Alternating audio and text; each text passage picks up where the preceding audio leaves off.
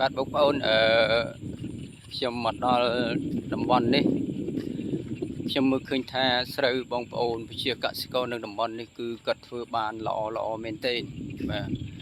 ឃើញថាខ្ញុំមិនដឹងថាពួកគាត់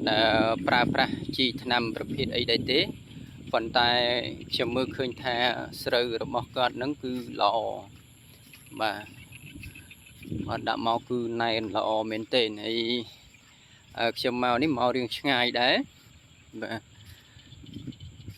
ម្ចាស់ស្រែហ្នឹងគឺពិតជាពូកែធ្វើស្រែមែនបាទអញ្ចឹងនៅខាងបងប្អូនតើបងប្អូនធ្វើបានស្រូវល្អដូចគាត់អត់បាទអាចចូល comment នៅខាងក្រោមបានអញ្ចឹងណាបាទខ្ញុំមើលឃើញថាស្រែមួយហ្នឹងគឺល្អជាងគេបាទក្នុងមួយចំណោមស្រែនៅតំបន់នេះគឺល្អដាច់គេតែម្ដងបាទដាក់មកព្រុសក្រាស់ហើយស្រូវស្មើដើមដងពណ៌អីគឺល្អពិតជាល្អមកម្ចាស់ស្រែនេះគឺពិតជាប្រកែធ្វើស្រែមែនហើយទំហំផ្ទៃដីនេះបើតាមខ្ញុំស្មានមើលប្រហែលជា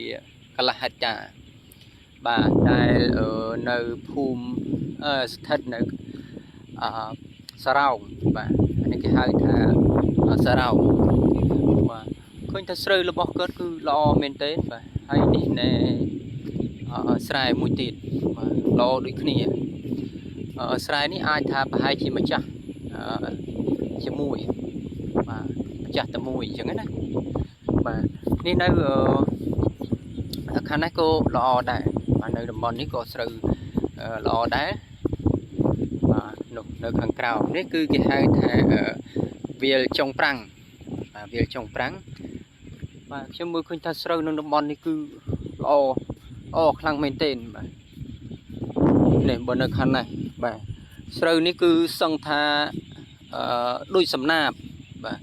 សំណាបដែលយើងតែងសាបពីមុនមកគឺក្រាស់ខ្លាំងមែនទែនបា